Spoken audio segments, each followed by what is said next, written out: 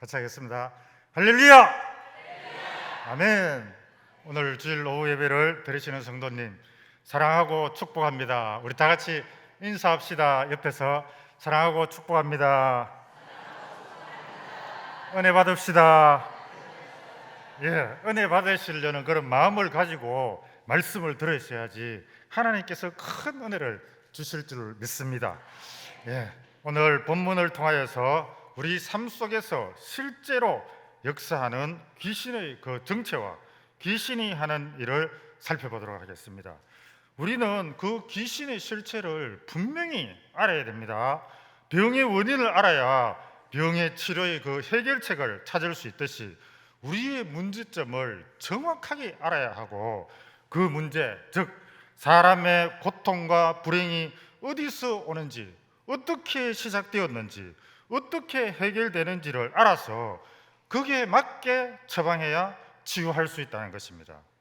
영적인 문제가 육적인 그런 증상으로 나타나기 때문에 육적인 것을 치료하려면 먼저 영적으로 접근해야 된다는 것입니다. 성도 여러분, 귀신의 존재를 믿으십니까? 요즘은 세상 사람들이 이렇게 이야기합니다. 요즘과 같은 최첨단 시대에 귀신이 어디 있어? 이렇게 이야기를 하고 있습니다. 그런데 분명히 귀신은 존재하고 있습니다. 그러면은 귀신이 누구일까요? 귀신을 알려면 먼저 사탄을 알아야 합니다. 창세기의 첫사람 아담을 유혹하여 그 선악과를 먹게 한 사람, 아담을 유혹해서 선악과를 먹게 한 사람은 사탄이 아니라 하와입니다. 하와가 주어서 아담이 먹었거든요. 근데 이 하와가 그 선악과를 먹게 한 것이 바로 뱀이죠. 그 뱀 속에 들어있는 그 사탄이 바로 하와를 넘어지게 하였다는 것입니다. 그러면 이 사탄은 어떤 존재입니까? 우리가 또 사탄을 알려면 먼저 천사를 알아야 됩니다. 하나님께서 사람을 창조하시고 사람을 위해서 세 명의 천사장을 만드셨습니다.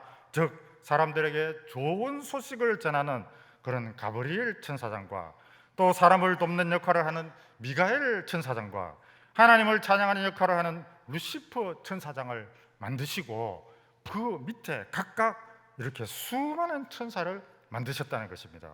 그런데 그 가운데 하나님을 찬양하던 이 천사장이 하나님을 대적하여서 하나님 앞에서 쫓겨나 지상으로 내려와서 사탄이 되었다는 것입니다.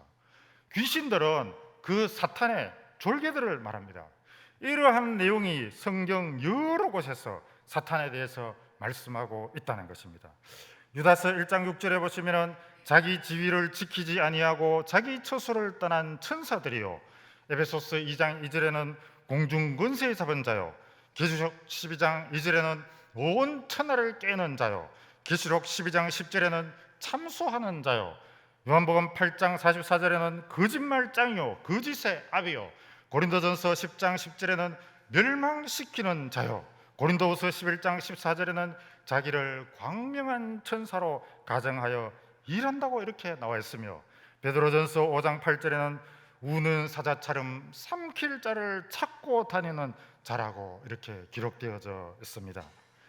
자, 그러면 오늘 본문으로 들어가 보도록 하겠습니다.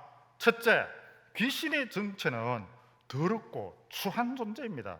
자, 누가복음 4장 33절을 보시겠습니다. 시작.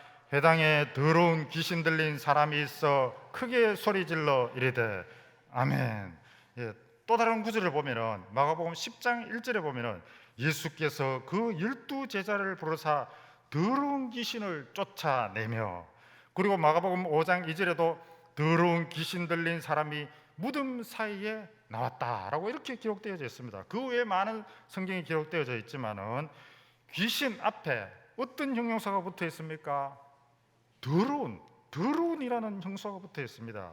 이와 같이 귀신에게 잡히거나 귀신이 들린 사람들은 영혼이 더러워지고 육신이 더러워진다는 것입니다. 그 더러운 귀신이 지금 오늘 본문에서 어디에서 나타났습니까? 회당에서 나타났습니다. 회당은 하나님의 말씀을 강론하는 것입니다. 자, 우리 4장 31절부터 제가 봉독해 드리도록 하겠습니다. 갈릴리의 가버나움 동네에 내려오사 안식일에 가르치시매 그들이 그 가르치심에 논란이 이는 그 말씀이 근위가 있음이르라. 회당에 더러운 귀신 들린 사람이 있어 크게 소리질러 이르되 아멘. 예수님이 안식일에 회당에서 하나님의 말씀을 가르치고 계실 때에 더러운 귀신 들린 사람이 큰 소리를 지르면서 예수님의 설교를 방해하고 있었다는 것입니다. 오늘 말씀에서 보듯이 하나님의 말씀을 강론하는 회당 안에서 귀신 들린 사람이 들어와 있다는 것을 알 수 있다는 것입니다. 뿐만 아니라 하나님이신 예수님이 말씀을 전하고 계시는데도 감히 귀신이 겁도 없이 하나님께 도전하고 있다는 것입니다. 그러므로 지금 이 시대에도 교회 내에서 귀신이 활동하고 있다는 사실을 우리는 알아야 된다는 것입니다. 더러운 귀신이 이끄는 대로 말하고 행동하는 그런 사람이 있다는 것을 우리가 알아야 된다는 것입니다. 지금부터 본격적으로 귀신이 하는 일을 말씀드리도록 하겠습니다. 제가 한 10년 전, 훨씬 넘어 전에서부터 이렇게 있었던 일인데요. 그 어떤 여고생이 어릴 때에 아버지가 일찍 돌아가셨습니다. 아버지는 일찍 돌아가시고 엄마가 밑에서 이제 자라고 있었는데 그 엄마가 늘 그 자녀가 마음에 안 드니까 잔소리를 하시고 핀잔을 주시고 구박을 주고 이렇게 키우니까 그 자녀가 자존감이 떨어지게 되어졌습니다.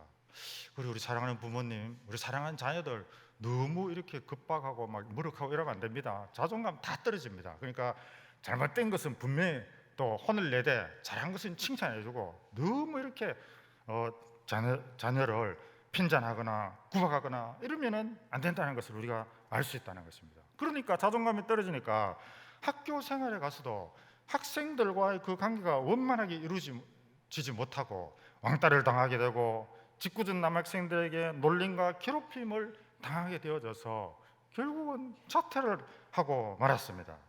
그런데 엄마는 교회 집사님이면서도 정상적으로 이렇게 재혼을 하시면 되는데 재혼을 하시지 않고 이 남자 저 남자를 만나고 그리고 결혼도 안 한 그 남자를 집에까지 데리고 옵니다. 그래서 그 딸이 그 상황을 보고 극도로 엄마를 이제 싫어하게 되어졌는데 아이가 자퇴한 이후에 집 밖에 나오지도 않으니까 아예 이제 교회도 나오지도 않고 항상 어두운 방에 홀로 남겨져 있어서 밖에서 들리는 작은 소리에도 이렇게 막 두려움을 떨게 되고 민감하게 반응하게 되고 그리고 그 증상이 점점 이제 심하게 되니까 나중에 눈에서 흙끝이 막 보이는 거예요. 그리고 환청이 막 들리고 그래서 그 심령이 완전히 무너진 상태가 되어졌습니다. 그때 이제 저와 저희 집 사람이 그 엄마의 부탁을 받고 그 아이를 찾아갔습니다. 찾아가서 복음을 전하고 또 대화하고 기도하고 말씀으로 양육을 해서 마음의 병이 많이 이렇게 치유가 되고 회복이 되어져서 다시금 이제 교회에 나오게 되어졌거든요. 그래서 중고등부 예배뿐만 아니라 대예배도 드리고 오후 예배도 드리고 수예배도 드리고 또 모든 이 새벽 기도까지 이렇게 나오게 되어졌다는 것입니다. 그 학생이 그래서 굉장히 많이 좋아지게 되어졌죠. 그래서 그 아이는 환청이 들리지 않고 또 환시 그 눈앞에 어른거리는 그런 거 있죠. 귀신 같은 거 그런 것들이 사라지고 얼굴도 밝아지고 정말 좋아졌습니다. 그래서 이 감정의 이 이야기가 여기서 끝났으면 해피 엔딩이 되어졌을 것인데 그렇지 못한 것이 너무나 안타깝고 더 충격적인 그런 사건이 기다리고 있었다는 것입니다. 이처럼 마귀는 쉽게 떠나지 않습니다. 집요하게 물고 늘어집니다. 우리는 마귀를 끝까지 대적을 해야 하고 말씀에 끝까지 순종해야 된다는 것입니다. 디모데후서 3장 13절 말씀을 보면 악한 사람들과 속이는 자들은 더욱 악하여져서 속이기도 하고 속기도 하나니 그러나 너는 배우고 확신한 일에 거하라. 아멘. 우리 다 같이 한번 해볼까요? 너는 배우고 확신한 일에 거하라. 아멘. 우리는 하나님을 알고 믿는 것으로 끝나서는 안 됩니다. 하나님을 믿고 그 말씀을 따르고 행해야 된다는 것입니다. 그리스도인은 예배를 드리는 것으로 끝나서는 안 된다는 것입니다. 그게 합당한 선한 열매를 맺어야 된다는 것입니다. 그 여학생이 중고등부를 졸업하고 이제는 중고등부를 졸업해서 양육이 중단되고, 그래서 저는 또 다른 학생들에게 더 신경을 쓰게 됨으로 인하여서 그 여학생과 만나는 횟수가 줄어들고 자연스럽게 멀어졌습니다. 그런데 얼마 지나지 않아서 그 여학생에 대해서 정말 충격적인 그런 소식을 전해 듣게 되어졌다는 것입니다. 그 여학생이 교회에 어느 권사님에게 찾아가서 막 울면서 자기가 당한 그 일을 이렇게 막 털어놓았는데, 그 여학생의 엄마가 또 다른 교회의 그 안수 집사와 사귀게 되어졌는데, 그분이 가정이 있는 유부남이었다는 겁니다. 그런데 그 남자가 미장원도 차려주고 돈이 많으니까 미장원도 차려주고 돈도 대어주고, 그러니까 그게 불륜인 줄 알면서도 관계를 끊지 못하고 계속 관계를 맺고 있었다는 것입니다. 그러나 그것으로 끝나지 않고 엄마가 미장원에서 일하고 있을 때에 그 남자가 몰래 그 아이가 집에 혼자 있는 그 딸 아이를 찾아가 가지고 성폭행을 해버렸습니다. 참 너무나 이런 힘든 일인데, 그 황당하고 어이가 없는 것은 그 사실을 안 엄마가 경찰서에 신고를 해야 될 거 아닙니까? 근데 신고를 하지 않고 아이가 그 교회에 이제 고백을 해버리니까 교회 사람들에게 그 소식이 알려지게 되니까 모든 연락을 다 끊고 교회를 떠나버렸습니다. 정말 이런 뉴스에 나올 법한 그런 사건이 우리 주변에서 일어난다는 것이 정말 놀랍고 충격적인 그런 사건입니다. 저는 지금도 그 엄마 집사를 생각하면 너무 막 화가 머리끝까지 치밀어 오르고 용서가 안 됩니다. 하나님, 어떻게 엄마가 그럴 수가 있습니까? 그 여학생의 그 인생이 얼마나 불쌍하고 기구한 인생입니까? 엄마가 자녀의 그 인생을 완전히 망쳐버렸습니다. 그 엄마 입장에서 생각해 보면은 경찰서에 신고를 해버리면은 그 사람은 법의 심판을 따라서 심판을 받겠지만은 경제적인 지원이 다 끊어지는 거예요. 경제적인 지원이 끊어지고 살 길이 막막하다 보니까 신고를 못 하겠다는 것입니다. 그래도 세상 사람이 그랬어도 지탄의 대상이 되었을 것인데, 교회 집사님이라고 하시는 분이 그렇게 했다는 것은 그분 안에 믿음이 없는 거예요. 그 안에 예수님이 없다라고 결론을 내릴 수밖에 없다는 것입니다. 그런데 우리는 그리스도인이기 때문에 세상에 그런 엄마가 어디 있나 하면서 개탄스러워 할 수는 있어도 손가락질은 할 수가 없다는 것입니다. 정죄할 수가 없다는 것입니다. 왜냐하면 어느 한날은 서기관과 바리새인이 간음하다가 현장에서 붙잡혀 온 그 여인을 예수님에게 데리고 와서 율법에는 이런 여인을 돌로 치라고 하였는데 선생님은 어떻게 말하겠습니까? 이렇게 하면서 예수님을 시험하였습니다. 그때 예수님은 손가락으로 바닥에 이렇게 뭔가 쓰시고 죄 없는 자가 먼저 돌로 치라 이렇게 말씀하셨죠. 어떻게 되었습니까? 돌로 친 사람이 있었습니까? 없었습니다. 한 사람도 없었습니다. 왜냐하면 모두가 다 똑같은 죄인이기 때문에 그렇다는 것입니다. 죄인이 죄인을 정죄하고 심판할 수가 없습니다. 심판의 권한은 오직 거룩하신 하나님에게만 있다는 것입니다. 성도 여러분, 우리는 이런 엄난한 시대에 살고 있습니다. 매일 놀랄만한 그런 뉴스가 넘쳐나는 그런 세상에 살고 있습니다. 그러다 보니까 우리가 죄에 대해서 무감각해지는 것은 아닌지 모르겠습니다. 제가 우리 중고등부 아이들에게 없는 동영상을 보지 말라고 설교를 하였거든요. 아이들이 처음에는 호기심으로 음란물을 보고 충격을 받고 죄의식에 빠지지만 그것도 잠시 죄책감으로 보지 않으려고 참다가 또 충동이 느끼면은 유혹을 못 이기고 또 보게 되고 더 자극적인 것을 보게 되므로 빠져들게 된다는 것입니다. 나중에는 그 음란물을 일반적으로 생각해 버립니다. 마음의 죄의식이 없애기 위해서 다른 사람도 다 보는데 뭐 이렇게 생각하면서 자기 합리화를 하고 죄에 대해서 무감각해지면서 중독 단계에 접어들게 된다는 것입니다. 그리고 또 어떤 청소년들은 그거를 보고 난 다음에 실제적으로 행하려고 한다는 겁니다. 상상하고 계획하고 상황이 되면은 그것을 실행해 버리고 만다는 것입니다. 그래서 성범죄가 너무나도 우리나라에서 많이 일어나고 있다는 것입니다.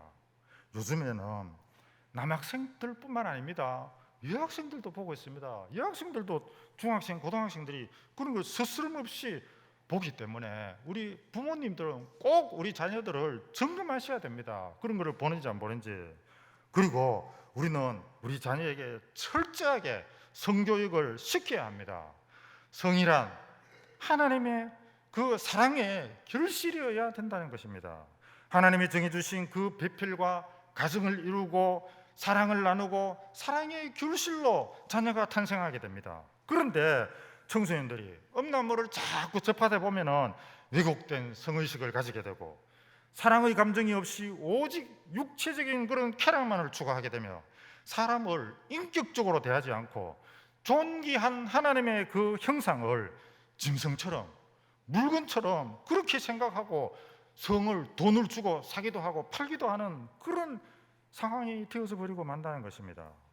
우리 부모님들이 아셔야 될 것은 만약 청소년 시기부터 음란물 중독에 빠지게 되면은 일상생활을 함에 있어서 다양한 그런 악영향을 미칠 수 있다는 것입니다. 청소년들에게 심리적인 그런 외상이 될 수가 있습니다. 정신적으로, 영적으로 상당한 충격을 받게 됩니다. 집중력이 떨어지게 되고 행동이 산만하게 되고 정서가 불안하게 되고 학업 성적이 떨어지게 됩니다. 그리고 때로는 폭력적으로 변하기도 합니다. 성에 대한 왜곡된 인식을 가지게 되어서 이성관계가 부자연스러워지고 대인관계가 원만하지 못하게 된다는 것입니다. 최악의 경우에는 성범죄를 유발할 수도 있다는 것입니다. 그래서 청소년들은 음란 동영상을 보면 안 된다고 그렇게 제가 설교를 하였더니만 며칠 지나고 나서 이제 어느 고등학생이 저한테 전도사님은 야동 안 보세요? 이러면서 저한테 질문을 하는 거예요.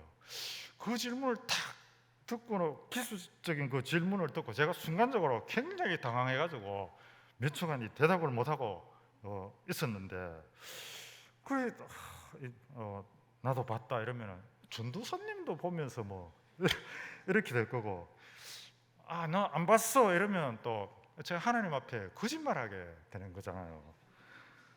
그리고 이거 어쩌지 이렇게 하고 있는데 그 아이가 가만히 있다가 요즘 야동 안 보는 사람이 어디 있습니까? 이렇게 하면서 그 당연한 거 아니에요? 이런 식으로 받아들이는 거예요, 우리 학생들이. 그 이야기를 듣고 얘야 그래 전도사님도 솔직히 말하면 봤지만은 전도사님뿐만 아니라 많은 어른들이 그것을 봤지만은 음란 동영상에 중독이 되면 안 된다는 이야기다.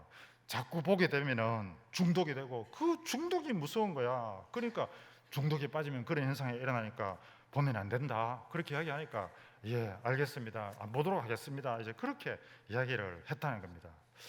여러분 음란물을 보는 것은 분명히 죄입니다. 예수님께서도 그 마음에 음욕을 품으면은 죄라고 하셨습니다. 그러므로 음란물을 보았으면은 회개하고 다시는 보지 않아야 됩니다. 우리나라가 선진국이 될수록 성이 문란해지고 성적 타락이 극심한 상태에 놓여져 있습니다. 우리 기독교 학생들, 예수님 믿는 학생들만 대상으로 그 설문조사를 했는데 10명 중에서 70% 그러니까 6명, 7명이 성관계를 한다는 거예요. 그게 기독교 학생들 간에 설문조사에서 설문을 했는데 그 10년 전 이야기입니다. 근데 지금은 더 적겠죠. 졌을 것입니다. 그리고 또 기독교인이라 하더라도 혼전순결을 지키는 것이 정말 어려운 시대에 우리가 살고 있다는 것입니다. 기독 청년 중에서도 동성애를 반대하지 않는 그런 청년들이 있을 정도입니다. 그러니 불신 청년들은 말해서 뭐 하겠습니까? 이 세상이 이처럼 부패하고 타락한 그런 세상이라는 것입니다. 그러므로 이 시대를 말세 중에 말세라고 하는 것이고 주님이 오실 때가 다 되었다라고 이야기하는 것입니다. 사랑하는 성도 여러분, 하나님이 가장 싫어하시는 죄가 무엇입니까? 그것이 바로 우상 숭배입니다. 우리가 하나님만을 사랑해야 되는데 우상을 사랑하고 우상에게 경배하는 것이거든요. 그게 영적인 음란이라는 것입니다. 그런데 육적인 음란은 불륜이고 동성애이고 하나님께서 정하여 주신 그 배필 외에 다른 사람을 사랑하게 된다는 것입니다. 그게 바로 죄라는 것입니다. 하나님께서 노아 시대에 왜 홍수로 심판을 하셨습니까? 창세기 6장 5절을 보면은 여호와께서 사람의 죄악이 세상에 가득함과 그의 마음으로 생각하는 모든 계획이 항상 악할 뿐임을 보시고. 아멘. 세상에 죄악이 가득하고 사람의 마음으로 생각하는 모든 계획이 항상 악하여서 심판을 하셨다는 것입니다. 그런데 그 죄악이 구체적으로 어떤 내용입니까? 그건 앞서서 2절에 나와 있습니다. 창세기 6장 2절을 보면은 하나님의 아들들이 사람의 딸들의 아름다움을 보고 자기들이 좋아하는 모든 여자를 아내로 삼은지라, 모든 여자를 아내로 삼은지라, 이렇게 기록되어져 있습니다. 그 당시에 사람들이 지은 죄는 바로 육적인 음란이라는 것입니다. 성적 문란과 타락이 그 원인에 있다는 것입니다. 우리가 잘 알듯이 소돔과 고모라의 그 멸망의 원인도 바로 음란이고 음행이며 동성애라는 것을 우리는 잘 알고 있다는 것입니다. 그리고 이스라엘의 멸망 원인이 무엇입니까? 우상 숭배입니다. 그 우상 숭배가 우상에게 드러난 것으로 끝나지 아니하고 육체적인 음행과 음란으로 이어졌기 때문에 이스라엘 백성들이 망한 거예요, 하나님 앞에서. 성도 여러분, 지금 이 시대는 소돔과 고모라를 능가하는 음행이 판을 치고 있는 그런 시대입니다. 동성애가 죄가 아니라고 주장하고 있고 이성 간의 그 성의 문란함을 당연시하고 있고 날마다 뉴스에는 더럽고 추악한 성폭행, 성추행, 성희롱 등의 성범죄가 일어나고 있음을 알리고 있고 요즘에는 초등학생들조차도 휴대폰으로 그 음란물을 보고 있습니다. 이런 시대에 우리가 살고 있다는 것을 우리는 알아야 된다는 것입니다. 그리스도인인 우리는 하나님의 진노의 그 불심판이 멀지 않았다는 종말 의식을 가지고 살아야 한다는 것입니다. 하나님은 우리에게 내가 거룩하니 너희도 거룩할지어다 라고 말씀하시면서 우리에게 거룩하기를 요구하시고 성결하기를 요구하고 계신다는 것입니다. 세상은 갈수록 타락하여서 더럽고 추악해 가고 있습니다. 이러한 때에 우리 그리스도인은 정결하고 깨끗하고 거룩한 삶을 살아야 한다는 것입니다. 그뿐만 아니라 우리는 정말 작은 부분에서까지 정결하고 거룩하고 깨끗한 삶을 살아야 한다는 것입니다. 우리 몸은 하나님의 성전입니다. 이 하나님의 성전에 담배 연기로 채우고 하나님의 성전인 우리 몸에 알코올로 채워서 되겠습니까? 이 시대에 아이들이 우상이라 할 수 있는 연예인들이 마약을 하고 대마초를 피우고 정신이 혼미한 상태에서 성범죄를 저지르고 있고 그거를 우리 아이들이 뉴스를 통해서 보고 있거든요. 밤이면 밤마다 젊은이들이 술에 취해서 정신을 잃고 길바닥에 쓰러져 있고 홍대에 가면은 중학생 또 여학생들까지도 담배를 피우고 정신이 몽롱한 그런 상태에 빠지고 있다는 것입니다. 술 담배를 하는 사람은 술과 담배의 냄새가 얼마나 역겹고 더러운지 모른다는 것입니다. 제가 지지난주에 결혼식에 있어서 친구를 만나게 되어졌는데 이야기를 하다 보니까 자연스럽게 자기가 암에 걸렸다는 거예요. 직장암에 이렇게 걸렸는데 그 얼굴색이 아주 안 좋더라고요. 그런데 밥을 먹고 나가서 또 담배를 피우는 거예요. 그래, 담배를 암에 걸렸는데 담배를 피우면 되나 이러니까 뭐 죽으면 그만이지 이러면서 피우는 거예요. 그것도 줄담배를. 그걸 보니까 정말 안타까웠습니다. 아무리 말해도 듣지 않습니다.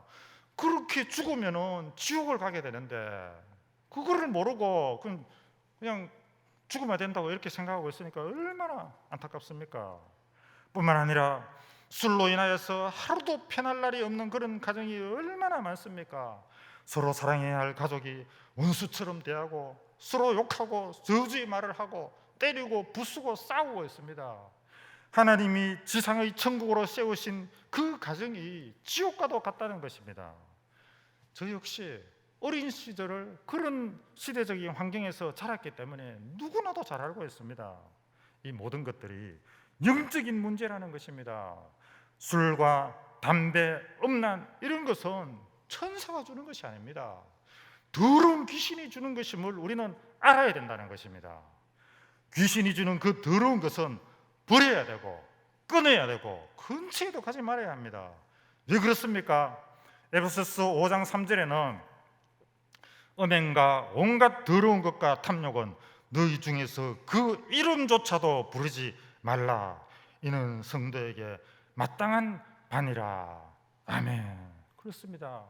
귀신이 주는 것을 받으면 저주를 받습니다. 그러나 그 저주가 네 대에서 끝나지 않는다는 것입니다. 성경에는 저주는 3, 4대까지 이어진다고 말씀하셨습니다. 내가 저주의 사슬을 끊지 못하면 내 자식에게까지 내려가는 거예요. 내 손자에게까지 내려가게 된다는 것입니다. 네 대에서 내가 끊어야 된다는 것입니다. 나를 위해서, 내 자손들을 위해서 반드시 내가 해결하고 넘어가야 된다는 것입니다.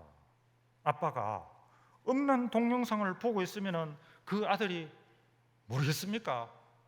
시간이 지나고 나면 아무리 숨긴다 하더라도 결국은 알게 됩니다. 그래서 아빠가 다운받은 그 음란 동영상을 애들이 보는 거예요. 아빠가 교회를 다니면서도 담배를 끊지 못하고 술을 끊지 못하면 그 아들이 그대로 따라합니다. 어느 안수 집사님의 아들이 대학생이 돼가지고 술이 떡이 돼가지고 집에 들어왔습니다. 그러니까 그 아빠가 막 열이 나가 화가 나가지고 네 한 번만 더 술 먹고 들어오면 막 죽여본대 하면서 그렇게 이제 협박을 했지만은, 근데 안수 집사인 자신이 술을 끊지 못하니까 자식이 술을 취해서 들어와도 아무 말도 못하고 그냥 가슴만 치고 있는 거예요. 그 상황을 보고. 그러므로 우리 아빠들 가운데 아직까지도 혹시 술이나 담배나 야동을 끊지 못하신 분이 있으면 지금 이 시간 결단하고 끊으시기 바랍니다. 나와 네 자녀와 가족을 위해서 끊어야 됩니다. 물론 쉽지 않은 일입니다. 중독이기 때문에. 하지만 우리는 죄와 피 흘리기까지 싸워야 한다는 것입니다. 귀신이 주는 것을 끊지 않으면 축복의 문이 닫히기 때문입니다. 하나님과 나의 관계가 멀어지게 되면 말씀이 들어오지 않습니다. 기도가 막히게 됩니다. 축복이 끊어집니다. 어쩌면 하나님의 나라에 들어가지도 못할지도 모릅니다. 갈라디아서 5장 19절에서 21절의 말씀을 보면은 육체의 일은 분명하니 곧 음행과 더러운 것과 호색과 우상숭배와 주술과 원수 맺는 것과 분쟁과 시기와 분냄과 당짓는 것과 분열함과 이단과 투기와 술취함과 방탕함과 또 그와 같은 것들이라. 전에 너희에게 경계한 것 같이 경계하노니 이런 일을 하는 자들은 하나님의 나라를 유업으로 받지 못할 것이요. 아멘. 하나님의 나라를 유업으로 받지 못한다고 성경에 분명히 나와 있습니다. 그러나 우리가 회개하면 됩니다. 회개하면 천국에 갈 수 있습니다. 회개를 안 하면 그렇게 된다는 이야기입니다. 또 한 가지 우리가 더 생각해 봐야 할 것은 입에서 나오는 더러운 말을 멈추어야 합니다. 더러운 것은 귀신이라고 했죠. 더러운 말을 멈춰야 됩니다.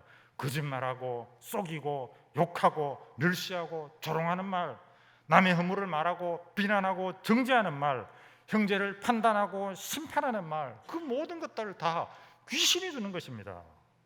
아이들은 부모님에게 절대적인 영향을 받습니다. 내가 하는 말은 자녀도 그대로 따라하게 되어 있습니다. 이 모든 것이 영적인 것에 있다는 것을 우리는 인식해야 된다는 것입니다. 영적인 것은 사탄에게 개입합니다. 귀신에게 이끌려 생각하고 말하고 행동하지 말아야 된다는 것입니다. 둘째, 귀신들은 사람들을 넘어지게 하는 자라고 했습니다.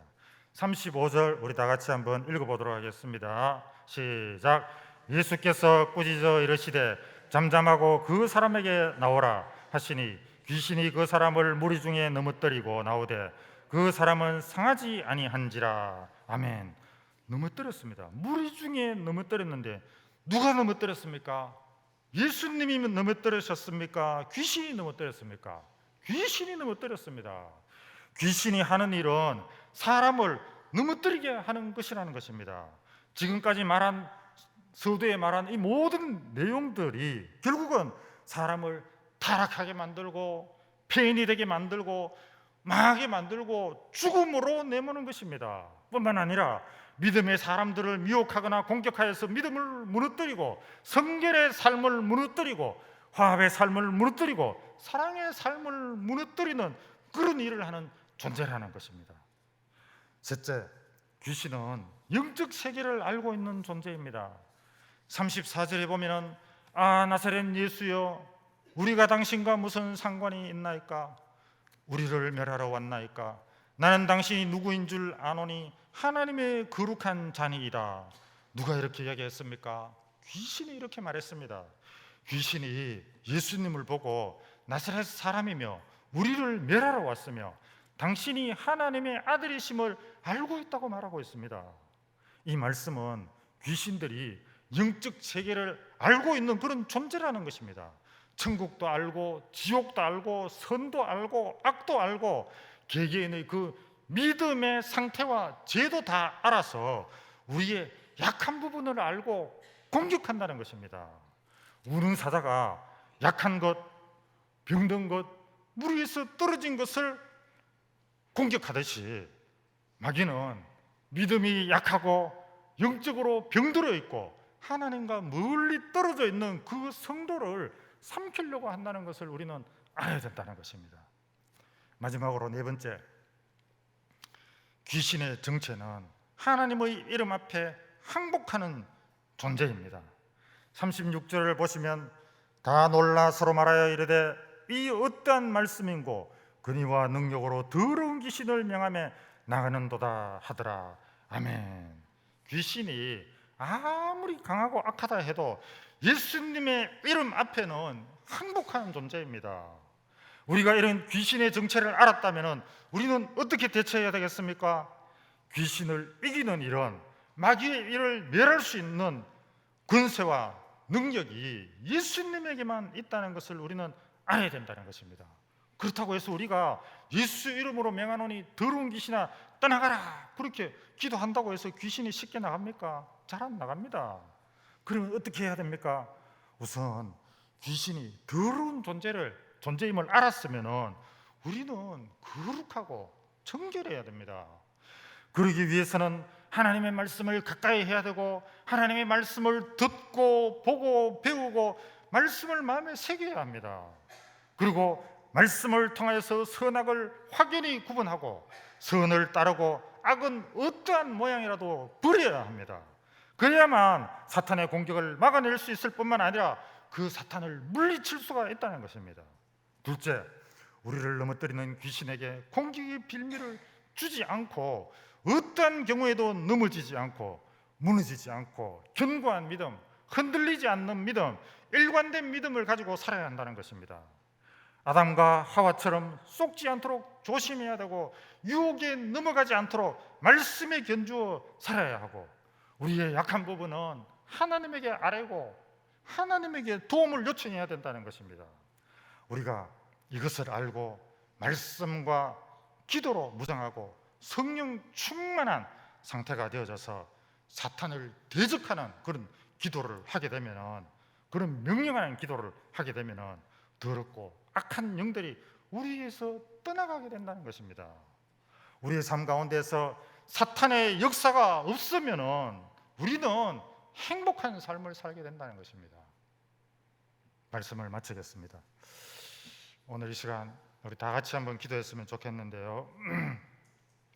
마음을 모으시고 아직까지 내 안에서 해결하지 못한 그런 부분이 있으면 하나님, 오늘 이 시간 하나님 앞에 고백하오니 저희 모든 더럽고 악한 추악 것들을 다 제거하여 주시옵시고 저를 정결하게 하시고 깨끗하게 해달라고 우리 다 함께 주의하신 다음에 한 30초 정도만 기도하도록 하겠습니다. 주여, 하나님 아버지, 은혜를